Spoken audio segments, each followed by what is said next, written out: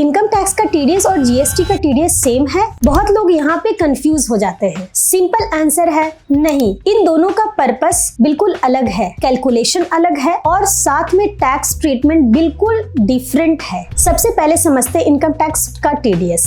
जब भी आप किसी को ऐसी पेमेंट करते हैं जो सामने वाला के लिए इनकम है, वहाँ टीडीएस डिडक्ट करना पड़ता है और गवर्नमेंट को जमा करना पड़ता है। मतलब अगर आप किसी को सैलरी दे रहे हैं, कमीशन दे रहे हैं, ब्रोकरेज दे रहे हैं, प्रोफेशनल फी पे कर रहे हैं या किसी कॉन्ट्रैक्ट के अगेंस्ट में पेमेंट कर रहे हैं, तो इन सभी केसेस में रिसीवर के हाथ में वो इनकम मानी जाती है और आपको इनकम टैक्स टीडीएस डिडक्ट करके सरकार को पे करना होता है। अब खास बात, इनकम टैक्स का टीडीएस डायरेक्ट टैक्स का पार्ट होता है। ये आपके 26 एस के स्टेटमेंट में शो करेगी और इससे आप अपनी इनकम टैक्स की लायबिलिटी को एडजस्ट कर सकते हैं या कुछ सिचुएशन में रिफंड क्लेम भी कर सकते हैं। अब बात करते हैं जीएसटी के टीडीएस के बारे में। जब कोई गवर्नमेंट एजेंसी आपको कोई कॉन्ट्रैक्ट देती है, तब उस सिंगल कॉन्ट्रैक्ट की वैल्यू 2,50,000 से ज्यादा होती है, तो वहाँ पे गवर्नमेंट 2% जीएसटी पे टीडीएस लगाती है, यानी 1% सीजीएसटी अकाउंट पे